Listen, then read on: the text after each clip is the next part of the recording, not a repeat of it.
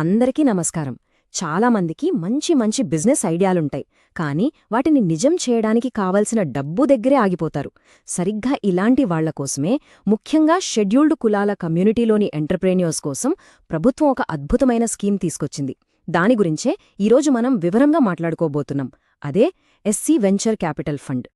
మీ మైండ్లో ఒక super business idea ఉందా? దాన్ని పేపర్ మీద నుండి మార్కెట్లోకి తీసుకెళ్లాలి అనుకుంటున్నారా? కానీ కావాల్సినంత పెట్టుబడి లేక ఆలోచనలాగే ఉండిపోయిందా? అయితే ఈ ఫండ్ గురించి ఖచ్చితంగా తెలుసుకోవాలి. ఇది కేవలం డబ్బు ఇచ్చే స్కీమ్ కాదు, ఎన్నో ఆలోచనలకు ప్రాణం పోసి వాటిని సక్సెస్ఫుల్ బిజినెసులుగా మార్చడానికి వచ్చిన ఒక గొప్ప అవకాశమన్నమాట. సరే, మరి ఈ ఫండ్ గురించి స్టెప్ బై స్టెప్ తెలుసుకుందాం. ముందుగా అసలు ఈ ఫండ్ ఏంటి? ఆ తర్వాత అప్పు, ఈక్విటీ అంటే ఏంటి, వడ్డీ రేట్లు ఎలా ఉంటాయి, టెక్నాలజీ ఐడియాలకు ఏమైనా స్పెషల్ ఫండింగ్ ఉందా, ఎవరెవరు దీనికి అప్లై చేసుకోవచ్చు, ఇంకా అప్లికేషన్ ప్రాసెస్ ఎలా ఉంటుంది, ఈ 5 విషయాల గురించి క్లియర్గా చూద్దాం.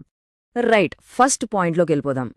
ఈ ఫండ్ అసలు ఎందుకు పెట్టారు, దీని వెనకున్న మెయిన్ ఐడియా ఏంటి, దాన్ని సింపుల్గా అర్థం చేసుకుందాం. చూడండి, చాలామంది టాలెంటెడ్ ఎంటర్ప్రెన్యూర్స్ సరైన టైంలో ఫండింగ్ దొరక్క వెనకబడిపోతుంటారు. సరిగ్గా ఆ గ్యాప్ను ఫిల్ చేయడానికే ఈ స్కీమ్ వచ్చింది. తక్కువ వడ్డీకి ఫైనాన్స్ అందించి షెడ్యూల్డ్ కులాల వ్యవస్థాపకులు తమ సొంత కాళ్లపై నిలబడి వాళ్ల బిజినెస్లను పెంచుకునేలా సపోర్ట్ చేయడమే దీని ముఖ్య ఉద్దేశ్యం.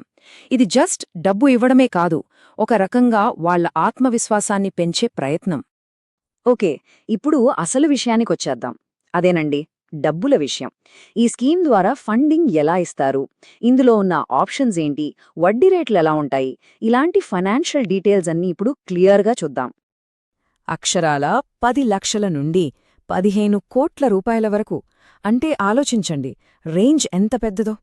ఒక చిన్న స్టార్టప్ దగ్గర నుండి ఆల్రెడీ నడుస్తున్న బిజినెస్ను పెద్ద స్కేల్లో విస్తరించాలనుకునేవాళ్ల వరకు, ఎవరి అవసరాలకు తగ్గట్టుగా వాళ్లకు ఈ ఫండ్ సపోర్ట్ చేస్తుంది. ఇది నిజంగా చాలా పెద్ద విషయం. ఈ స్కీమ్లో ఫండింగ్ 2 రకాలుగా ఇస్తారు. ఒకటి డెట్ అంటే అప్పు, రెండోది ఈక్విటీ. సింపుల్గా చెప్పాలంటే డెట్ అనేది ఒక లోన్ లాంటిది. డబ్బు తీసుకుంటారు, దానికి కొంచెం వడ్డీ కలిపి తిరిగి కట్టేస్తారు. కంపెనీ ఓనర్షిప్ 100% ఎంటర్ప్రెన్యూర్ దగ్గరే ఉంటుంది. ఇక ఈక్విటీ విషయానికొస్తే ఇది పార్ట్నర్షిప్ లాంటిది.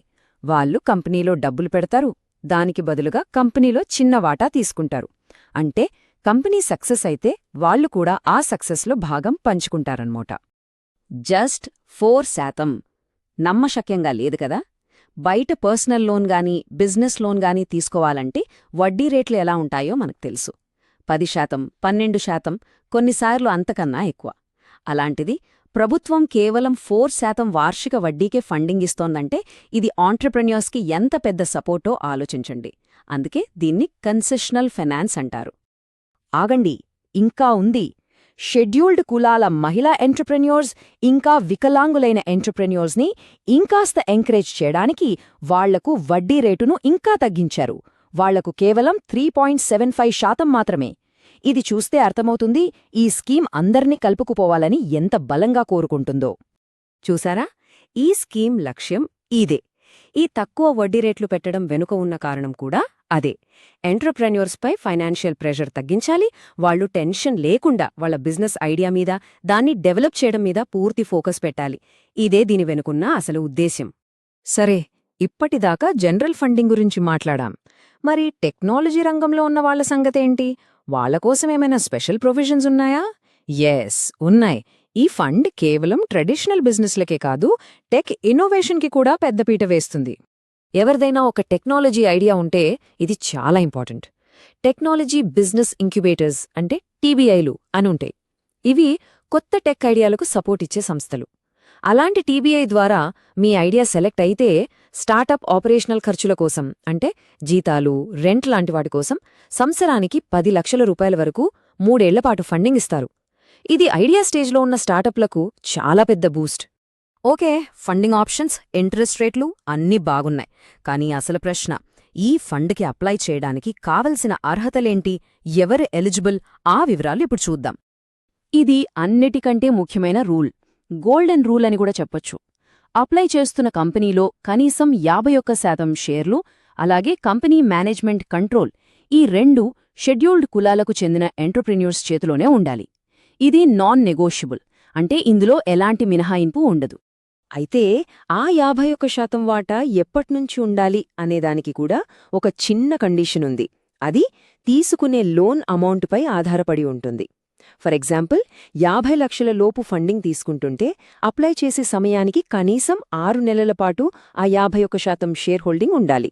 అదే 50 లక్షల కంటే ఎక్కువ ఫండింగ్ కోసం అప్లై చేస్తుంటే కనీసం 1 సంవత్సరం పాటు ఆ షేర్ హోల్డింగ్ ఉండాలన్నమాట. ఇంకో ముఖ్యమైన విషయం ప్రమోటర్ కంట్రిబ్యూషన్. అంటే ప్రాజెక్ట్ మొత్తం ఖర్చులో ఎంటర్‌ప్రెన్యూర్ కూడా తన వంతు వాటా పెట్టాలి. 50 లక్షల లోపు ప్రాజెక్ట్ అయితే ఈ ఫండ్ 75% వరకు ఇస్తుంది, మిగిలిన 25% ఎంటర్‌ప్రెన్యూర్ పెట్టుకోవాలి.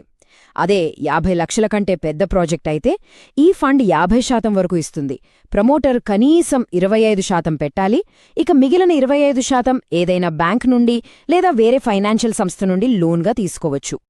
సరే, ఇప్పుడు మనం లాస్ట్ సెక్షన్కి వచ్చేసాం. అదే అప్లికేషన్ ప్రాసెస్. ఇన్ని స్టెప్స్ ఉంటాయి కదా, ప్రాసెస్ చాలా పెద్దగా ఉంటుందేమో అని టెన్షన్ పడాల్సిన అవసరం లేదు. ప్రతి స్టెప్ని సింపుల్గా అర్థమయ్యేలా ఇప్పుడు చూద్దాం. ఈ ప్రాసెస్లో ఫస్ట్ స్టెప్ చాలా సింపుల్. వాళ్ళ అఫీషియల్ వెబ్సైట్లోకి వెళ్ళి ఆన్లైన్లో రిజిస్టర్ చేసుకుని అప్లికేషన్ ఫిల్ చేయడమే. ఒక్కసారి రిజిస్టర్ చేసుకుంటే అది 6 నెలల వరకు వ్యాలిడ్గా ఉంటుంది. ఆన్లైన్లో అప్లికేషన్ సబ్మిట్ చేశాక ఏమవుతుంది చూడండి. ముందుగా ఒక స్క్రీనింగ్ కమిటీ అప్లికేషన్ను బేసిక్గా చెక్ చేస్తుంది. అంత ఓకే అనుకుంటే నెక్స్ట్ స్టేజ్లో బిజినెస్ గురించి డీటెయిల్డ్గా పరిశీలిస్తారు. అవసరమైతే డ్యూ డిలిజెన్స్ కూడా చేస్తారు. ఆ తర్వాత ఫైనల్గా ఇన్వెస్ట్మెంట్ కమిటీ రివ్యూ చేసి ఆమోదిస్తుంది. వాళ్లు ఓకే అన్న తర్వాత ఒక లెటర్ ఆఫ్ ఇంటెంట్ ఇస్తారు. చివరిగా వాల్యుయేషన్, డాక్యుమెంట్ వెరిఫికేషన్ అన్నీ పూర్తయ్యాక ఫండ్స్ని రిలీజ్ చేస్తారు. సో ఇది ఈ వెంచర్ క్యాపిటల్ ఫండ్ కథ. ఇంత మంచి అవకాశం అందుబాటులో ఉన్నప్పుడు ఆలోచించాల్సింది ఒక్కటే, ఈ ఫండ్ సపోర్ట్తో ఏ పెద్ద ఐడియాను రియాలిటీగా మార్చబోతున్నారు, ఏ బిజినెస్ను నిర్మించబోతున్నారు. ఈ సమాచారం మీలో ఎంతో కొంతమంది